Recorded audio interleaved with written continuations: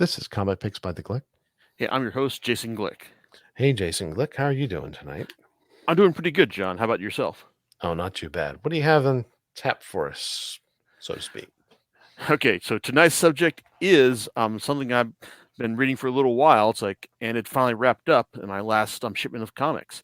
This would be Green Lantern by Grant Morrison and Liam Sharp. Um, it's like I want to take you back a bit to when Jeff Johns' run ended. It's like Jeff Johns' run on Green Lantern ended for DC. I mean, this is like a major game-changing run on the series, but that not only elevated the series profile, but John's profile with in DC as well. It's one of those defining runs that is like we're never likely going to see the equal of on the title. It's like, and yeah, I'm putting that out there right now. So, but and it's like and once Johns' run ended, I basically said that I'm done with this because it's like trying to find someone who is going to deliver on the same caliber that Johns did. Well, it's like you need to go for someone say Grant Morrison, who's always got that crazy imagination. It's like and was willing to take crazy risks with the with the character. Feel free to start a drinking game each time I say the word crazy when I'm talking about Morrison. But that's not what happened though. It's in fact, they went with another established comic book writer, Mark Venditti, best known for creating the Surrogates. That was turned into a movie with directed by Jonathan Mostow and starring Bruce Willis. It's it was all right, but it's I figured okay, it's probably not gonna be on the same level of Johnson's run, so I'm just gonna stop right now. Well, Venditti managed to have a very lengthy run on Green Lantern, which makes me think that I probably need to go and check out his run when DC starts reissuing it in Green Lantern by Robert Venditti, multiple collections of his run. It's as things go in one volume. But then after Venditti closed out his run a couple of years back, well then it was announced that hey, Grant Morrison was being handed the reins of the series. And well, it's hey, I figured okay, now it's time to jump back on the Green Lantern train because Morrison, he does great work in just about everything he does. So and I'm willing to follow him wherever he goes. Well, three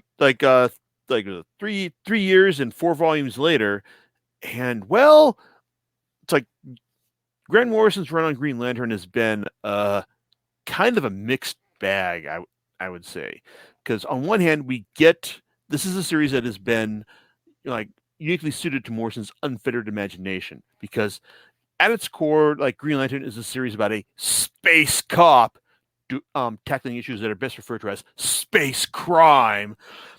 And Morrison, he's he hears those things and he's like, I'm just gonna go to town on this. So it's and that's and I think that the first volume, Intergalactic Lawman, is probably the arguably the most easily accessible of this stuff. It basically boils down how the main Green Lantern character, Hal Jordan, basically to his essence of he's working for the Green Lanterns to enforce order throughout all the parts of the cosmos that the Green Lanterns have jurisdiction over. It's and we get some interesting stories there, such as when Earth is stolen. And Jordan has to go and get it back, and also has to place everyone on Earth under arrest for being under the influence of gamma. Of gamma pollution, arguing that they've lost their minds. And it turns out that the person who's stolen the Earth, the cosmic entity known as a Shepherd. Well, he's not arguing that I didn't actually steal the Earth. It's the most the most numerous entities on Earth, the bacteria, all of its bacteria basically had no problem with what I was doing. So I assumed that this was fine and all, that kind of thing. But it's like but the core of like Morrison's first year on the title basically revolves around like Jordan basically being recruited by the Guardians, like the like basically the overseers for the Green Lantern Corps, basically like recruiting him to be go undercover with with the Black Stars.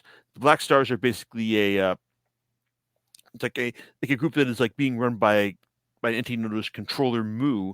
It's like and like they're like and they believe that his will is absolute. It's like and they're like and they believe that he's going to like deliver order on it's like unto the galaxy. Um, it's like and serving as Mu's second in command is Belzebeth. It's like a space vampire who, if you've read Morrison's like Final Crisis, you'll recognize her as part of the vampire race that was instigating things and like in that series.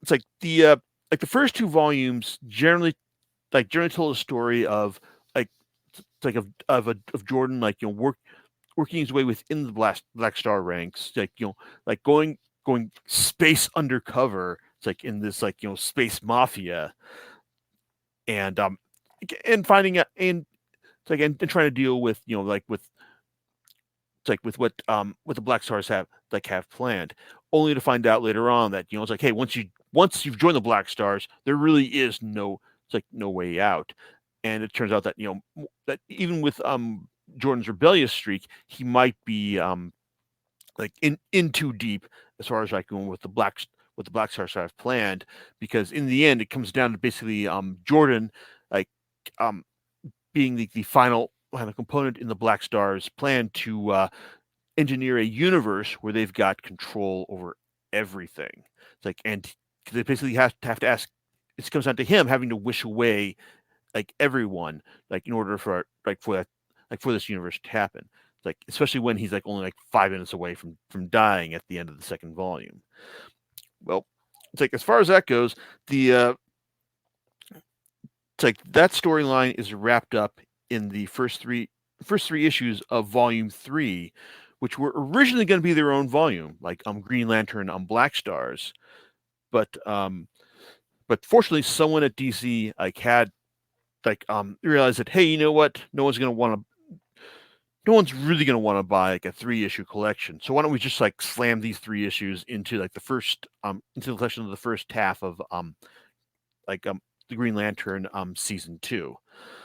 And it's like I think that like the Black Star the Black Star storyline does a good job of concluding Morrison's first year on the series.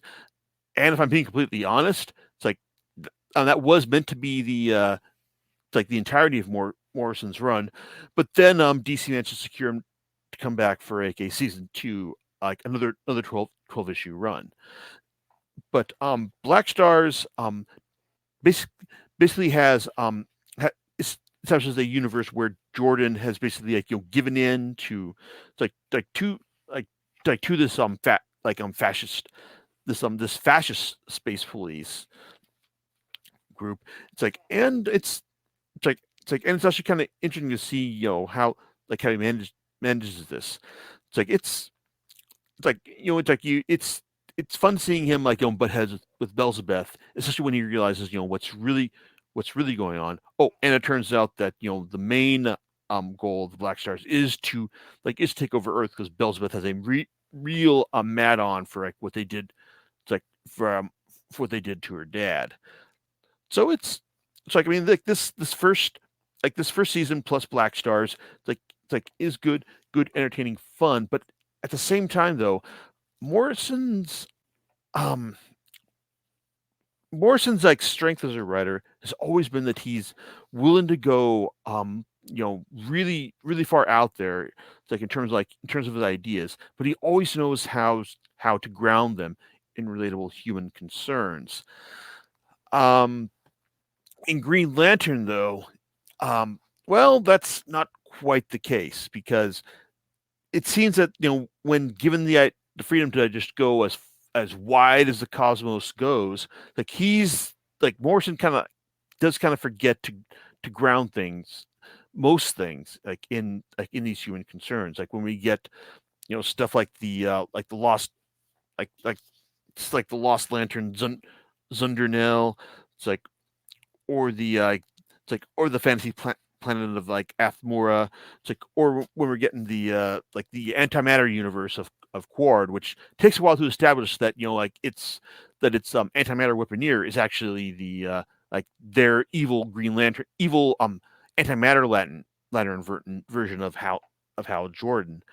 It's just kind of like really far out there and just really confusing, like for the most part. um I think that like the saving grace of the second volume is how it basically involves like Jordan wishing away everything like in order to set up the Black Stars like miniseries. But then you get into the second season, and then you get stuff like it's like Jordan being recruited to set up to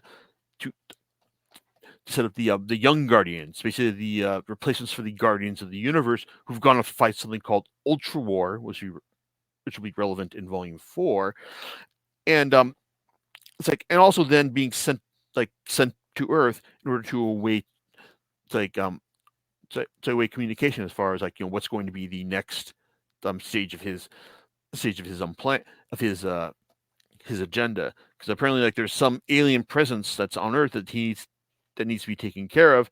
It's like, but in the meantime, he's gonna fight some evil human faced vulture creatures. It's like team up with the Flash. It's like, and in order to meet, take on like it's like an alien it's like an alien kid god who's like the younger version of a dimension of a galaxy spanning it's like empire that like likes to play with toys and all. It's like, and also the it's like and also like go back to his test pilot roots and try to rescue some test pilots who have been like subsumed into a lower liquid dimension. It's like it's I mean he hasn't quite abandoned like sensibility here, but it's just kind of like he just kind of like goes off into like really weird esoteric tangents that I honestly kind of like find it hard to relate. And even when we do get like some stuff stuff that's like easier to relate to, such as the evil Superman that's part of the United Planets Superwatch. It's like it's kind of like we've kind of been here before. But as far as setting this up, it's like it's not as as as good or as coherent as I was expecting. It's like so it's like this is kind of where I was. It's like at the end of like the first volume of season 2, and basically that left Jordan dead because he didn't listen to the Guardians, and he tried fighting the antimatter lantern, his opposite number from the antimatter universe. It's like that, and well, he wound up dead as a result. So that's where we are at the beginning of the final volume of his run, Ultra War. Well, I want to start. Actually, I should start by saying that that his partner on this series, Liam Sharp, has done some excellent work like over the course of the series. Like he's got a like detailed, meticulous style that I really appreciate, and he's also clearly able to draw. As it's like the kind of crazy stuff that Morrison desires, like from an from a outer dimensional vampire home to like a Green Lantern whose head it's a volcano. It's like he's like Sharp is like this is like something that I think that deservedly put Sharp on a lot of other people's radars. Like, well, I mean, he did do good work after working with Greg Rucka on Wonder Woman, like for the Rebirth. But I think that like working with that his work on Green Lantern is just some next level stuff. Even when he like shifts his style to a more digital painterly style in season 2. Not he doesn't do this for every issue, mind you, but it's a slow transition from like like from his pencil work to this digital paint style. And I honestly think it works because it reminds me of just like some of the like over the top stuff you'd see from 2000 AD, like with what they require from like their painters, like in the 90s and the aughts and all. But it's good, crazy stuff, and I really appreciate the fact that Sharp is like the kind of artist who like is like not just willing, but like, just seems to like thrive on like the kind of crazy stuff that Morrison like wants to throw at him. And that brings us to Ultra War, the concluding volume of their run, which starts off with like Jordan dead and having to engage in Ultra War, which is it's like the battle of like self against self, like basically like it's a level of conflict that's basically eventually puts like it goes from like putting galaxies against galaxies all the way down to volume molecules against molecules, and he's basically drafted by the young Guardians to help the old Guardians out in their fight against the like fight against the Cosmic Grail that's basically like driving everyone insane. It's like it's a decent enough start to the series, but the one issue that sticks in my head like for this concluding run is the next one, which is oh it is War with the Anti-World, which is a backwards issue. It's like this could be like the first. It's not the first backwards issue ever done, but it's like the first one I think Morrison has worked on. It's basically telling you the story of the of Weaponeer 666 of Quard, the antimatter universe. The like the evil, Hal Jordan. It's like and it also goes back to more some ideas Morrison established for antimatter universes. Yes, this is a thing he's done with it's like with Earth 2, like during his JLA run. And it's basically like the idea that, hey, it's like this in these antimatter universes, like it's not just, like the good people are bad and bad people are good, but it's like the bad people will triumph, like where the good people will fail, like in your standard like comic book story. It's why even though like Lex Luthor was like the good guy in Earth 2, he was doomed to lose. It's like every single time because that's how the universe was set up, and that kind of sentiment is echoed here with Weaponeer 666's fate. It's like, but it's still like a fascinating issue to read because it works both front to back and also back to forward as well. It's like it's easily the highlighted issue. It's one thing that and reading this, like I just can't. It's hard to wrap my head around how well this works here. It's like it's just kind of like it's. This is how when Morrison is on his A game, like he can just make anything work. It's like especially when he's paired with an artist like like who's capable of meeting him, like Sharp is. But as far as the rest of the volume, well, it's like we get a couple stories. Like it basically settled into like a couple 2-issue arcs where Hal decides to finally propose to his longtime like a longtime love interest, Carol Ferris, only to find out that a version of him from another universe is there first. Thing is though that that this is all set up by Carol Jordan, the Star Sapphire of Earth 11, because apparently there's a interdimensional force that's trying to track romances between Green Lanterns and Star Sapphires. It's like it's kind of crazy, and it also digs up a lot of the the gender equality stuff that Morrison was dealing with in his Wonder Woman. It's like Earth 1 series of graphic novels. Only not quite as well. It's like I think that what really sold this, like what he was doing there is the sense that now everyone wins when we it's like when we elevate female thinking to the same level of male thinking. But with this, it just kind of feels it's like, hey, it's just like, hey, like there's a good Hal Jordan that's in our universe. There's a good Carol Jordan that's in the opposite like female centric universe, and then there's like like unbalanced Carol Ferris in our universe, who's also Star Sapphire, and also like an unbalanced Hal Ferris.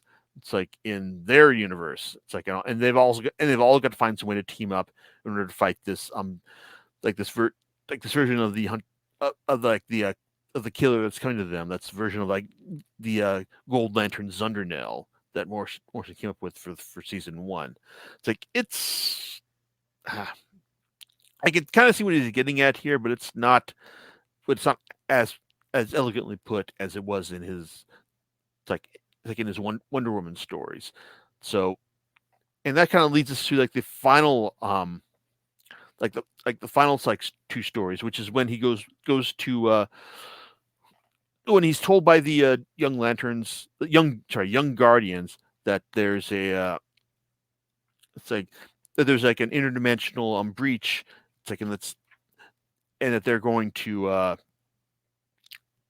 that it's like and that they want him to take care of it, but Jordan basically figures that no, I'm done with what you're saying. It's like I'm gonna like take some leave and I'm gonna hang out my favorite place, the fantasy world of Athmora.